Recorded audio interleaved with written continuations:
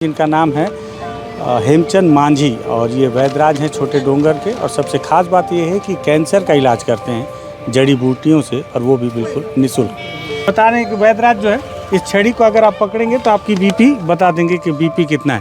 इतनी बड़ी कला इनके हाथ में है और इसी वजह से इन्हें अब पद्मश्री अवार्ड से नवाजा जाना है। लेकिन माओवादियों को इन्होंने बता रहा है कि किसी ने भड़काया है, लड़ा जुझा किया नहीं दादा। उन लोग बोलते हैं आप ही लोग तो मारते हो और लड़ाते हो जुझाते हो। उन लोग खुद बोलते हैं और जाऊन जाऊन नक्सली लड़ा लो कि उन बने ऐसा ना है वैसा ना है। अच्छा। हालांकि कहीं से ना लड़ाउन भाती अपन खुद मार लो। पूर्व से आसत अरे सबके बैठा लो और ये कर लो, अरे नहीं बैठा लो भी तमन हमके मारो के लाए चाहत। अगर वो बची रहें, आगे भी चलती रहें, तो इसके लिए ऐसे वैद्य राजों को भी बचा कर रखना जरूरी है। सरकार तो सुन नहीं रही है। आपको बीमारी है तो कम से कम आप ही अपने डॉक्टर को बचाने के लिए आवाज़ उठाएं।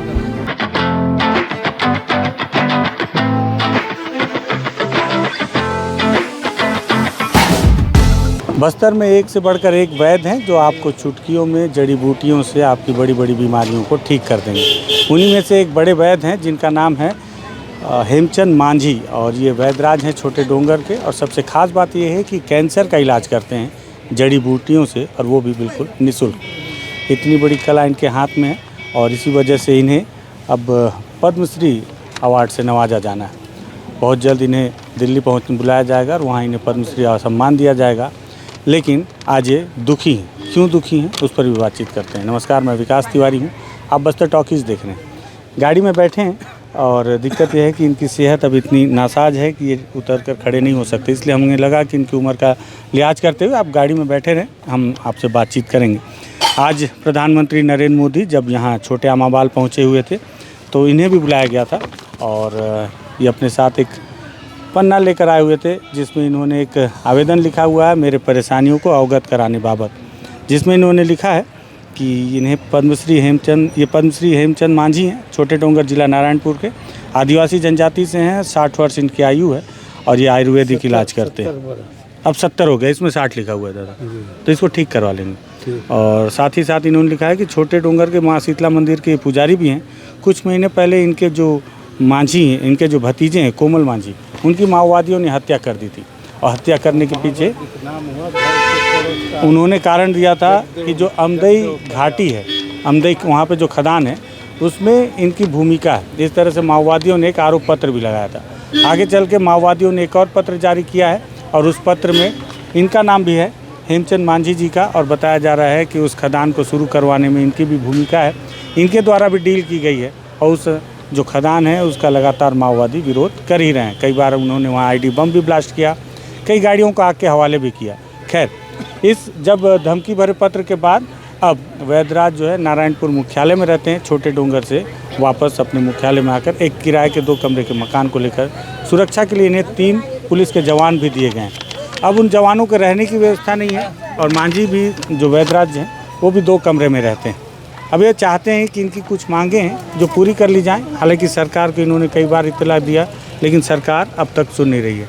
बातचीत करते हैं। दादा, ये बताएं कि आज आप प्रधानमंत्री जी से मिले, हाथ मिलाया तो ठीक है बोला और बोले कि मने की बाद में वो मने की बस आपको भेजा, वो मिला कि नहीं मिला, वही पत्र भर मिला है जन बोला उसको। अच्छा, आप उनसे पूछे? नहीं, वही बोला आप। अच्छा, वो आपसे पूछे क्या कि पत्र मैं भेजा हूँ, मिला कि नहीं मिला? हाँ, वैसी बोला तो मैं हो मिल गया। हाँ। तो फिर आपने ये पत्र उनको दिया है जो लिख के लाए? वहाँ तो मना कर दिए कि यहाँ मत दो। हाँ। वहीं पर देना बोले ना, वहाँ मिलते। अच्छा, तो जब मिले तो भी नहीं दिए दोबारा? नहीं, दोबारा मिलने कहाँ मिला, नहीं मिला। क्या क्या समस्या है दादा, अभी क्या क्या चाहते हैं आप सरकार के? तो हम सरकार से ही चाहते हैं, मेरे को एक ठो मकान भी होना है नारायणपुर में और ज़मीन में 5 एकड़ होना है जड़ी बूटी जगाने के लिए। और हमारे सुरक्षा यदि सरकार देती है तो मैं छोटे डोंगर में रह करके सब जड़ी बूटी, जब वो पहाड़ में मिलता है, अब नारायणपुर एरिया में उतना जड़ी बूटी भी नहीं मिलता है, तो मैं हमको बड़ा दिक्कत होता है। यहाँ से फ़ोन से बात होता है तो लड़के लोग को जाओ फलाना दवाई लाओ और बनाओ और ये करो। उन लोग बना के फिर यहाँ हाथ नाड़ी दिखाते हैं, फिर दवाई छोटे डोंगर जाते हैं। उन लोग को भी इतना परेशान है। और उधर का रोड एकदम जर्जर हुआ है। हाँ, रोड तो अमदी घाटी खदान के कारण गाड़ी भी उधर माने जाना मुश्किल होता है। छोटे गाड़ी जा नहीं पाती है। फिर माने उन लोग मरीज के छोड़ के दवाई के लिए छोटे डोंगर जाते हैं। तो वो लड़के लोग सीख गए हैं क्या जड़ी बूटी में क्या लाना है, कैसे आपने सब सिखा दिया हूँ। और अभी भी 24 आदमी हैं जड़ी बूटी लाने बनाने देने में। सब वहाँ मन 24 आदमी हैं। जब जितना भी आता है आवक तो उन लोग को सबको मैं वो ऐसी मैंने दे देता हूँ और सामान के लिए रखता हूँ। और वो सब उनको माहवारी हिसाब से अब जितना मिलता है उतना उन लोग बांट लेते हैं। अच्छा, जो आपको जो मिलता है थोड़ा बहुत। आप तो निःशुल्क इलाज करते हैं दादा? नहीं, अभी वो का सामान पहले तो एकदम कुछ भी नहीं लेता था। अभी सामान लेते हैं।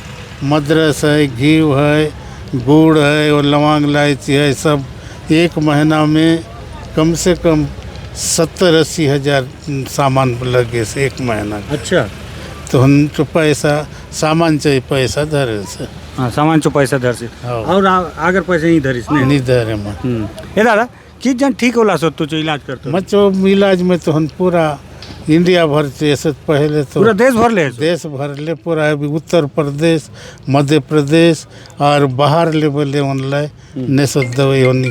कैंसर, ब्लड कैंसर, स्तन कैंसर, बच्चादानी कैंसर, गठियाबाद, मिर्गी, ये सभी का जैसा था। और ये लिख ली इसकी विदेश ने बोली हुआ हाँ, विदेश लेवल ऐसा था ना।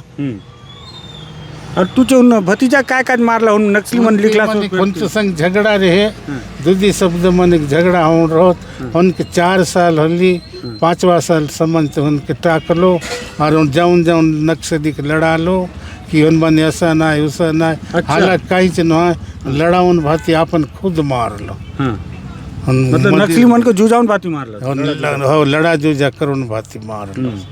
तुमचो काज बोल चिट्ठी लिखु रहा मन का नक्सली में चिट्ठी फिर मचो बोल नाम आसे का सरपंच बोला से उन सरपंच बोला से तो सब लोग से नारायणपुरी सपाया सो जमा कई जना सु तुम के बोल खतरा अब मके बोले मने को लिख लो हिसाब में तेचो का जे मने नारायणपुरा से मैं सरकार जाऊ कि नहीं दे तो भूता मने क्या से नहीं तो मग जातो ही चुका मैं क्यों मंदिर चो सबसे बड़े मके पूजा सेवा शीतला मंदिर पुजारियाँ तो मैं बठुक उठुक नहीं सके ताले ते के पुजारी सेवा करते रहे। नक्सली मन बोलते रहा कि अमदई खदान ने तुम चो बोल कहीं भूमिका है, सत्य है क्या गलत है? नहीं, तो हम चो जमीन माने पहले सियान मनीला उदल दाई होता मने हम माझी पदर बोल सकते के होता बागे बसापत कर रहो होता ले मने किला आरो गांव में बटला शीतला माता कमराला ये करला और हुंदिन ले हमी होता पूजा सेवा करूँ होता खूबे मने की गोठ है।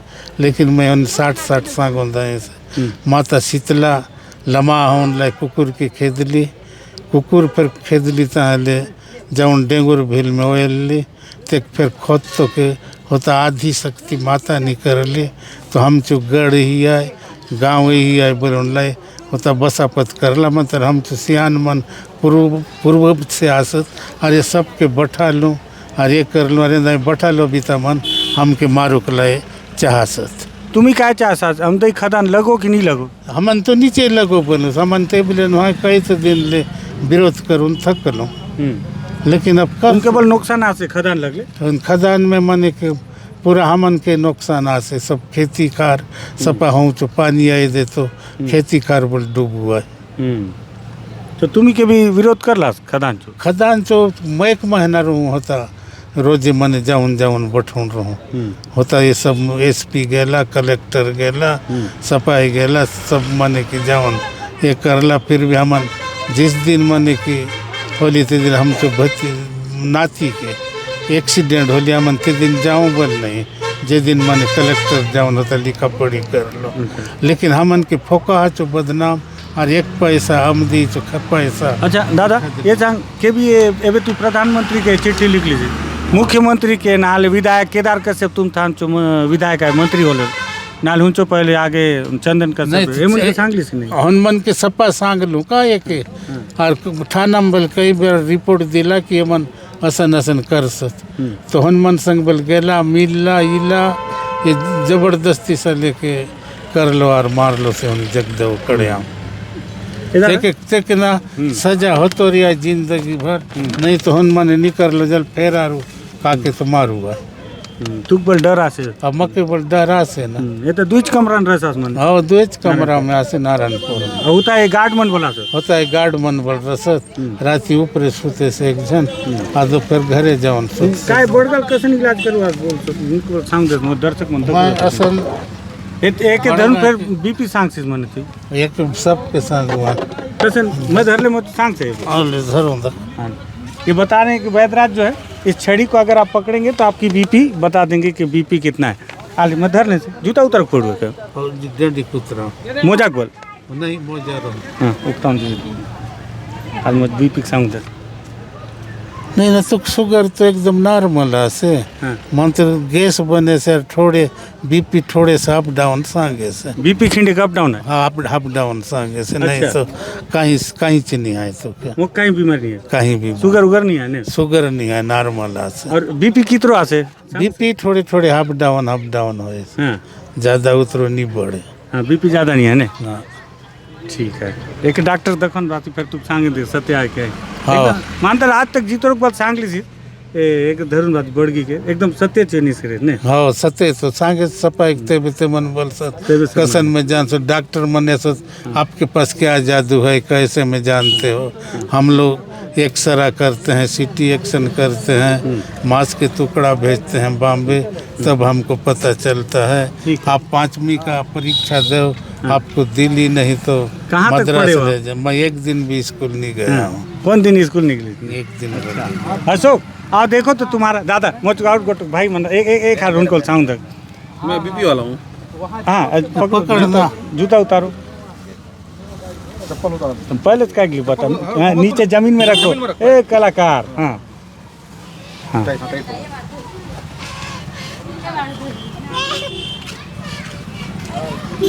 तो मैं कागे सांगली दादा फिर बोल से भी सांग ले बोल तो बीपी ज्यादा बढ़े से शुगर नॉर्मल है से कभी कभार शुगर माने थोड़ा अप डाउन हो ऐसे नहीं तो बीपी ज़्यादा से और गैस्ट्रिक हुआ गैस हुआ और कभी कभार हल्का कमर में दर्द करूँगा नहीं तो कबल का ही हाँ कमर में दर्द करूँगा दादा को डॉक्टर को अच्छे से इलाज करने दो ना बता रहे हैं पूरा मेरा नहीं होगा मैं तो अपने चेक करने के लिए दादा को मैं दादा को सबसे पहले व्यवस्था दिलाना है दादा एक हर एक सांगते ये नहीं सांगे का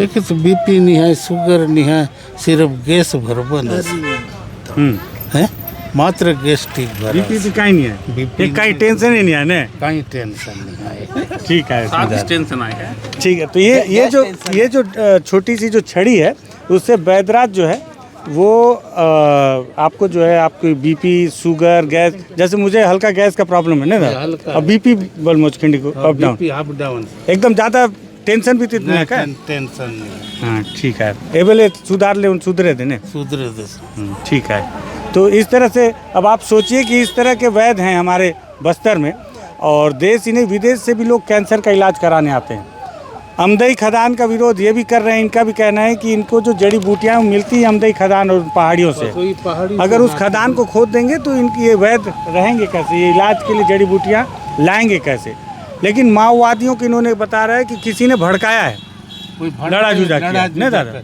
उन लोग बोलते हैं आप ही लोग तो मारते हो और लड़ाते हो जुझाते हो उन लोग खुद बोलते हैं तो इस तरह से लड़ाना बीता उन गांव में जसन के घर आ रे घर है वो आमने सामने घर आ उनचं नाव जगदेव कड़याम अच्छा त्याचं बापचं नाव कुंदर कड़याम ठीक है तो ये अब मेरे इस वीडियो के माध्यम से कई दर्शक होंगे जो सोचेंगे कि दादा से इलाज कराऊं तो आप नारायणपुर जा सकते हैं और एक चीज़ ये है कि इस तरह की जो कला है जो शक्तियां हैं अगर वो बची रहें आगे भी चलती रहें तो इसके लिए ऐसे वैद्य राजों को भी बचा कर रखना ज़रूरी है सरकार तो सुन नहीं रही है आपको बीमारी है तो कम से कम आप ही अपने डॉक्टर को बचाने के लिए आवाज़ उठाएं बोलें कि इनकी सुरक्षा के लिए आगे बढ़ के आएँ और माओवादियों से भी मेरी अपील है कि एक बार आप भी समझें कि वैद्यराज अगर खदान खुदवाने में लग जाएंगे तो जड़ी बूटी कहाँ से लाएंगे? किसी ने आपको गुमराह किया होगा तो आप इनके तो आपको भी जांच करनी चाहिए। तो ये एक बहुत सीरियस मामला है। हंच बाप बल मचोजा काम करे से हंच बेटा बल काम करे और मने होता है खावन होनी पत्री में हगुन दिला से। ठीक बात।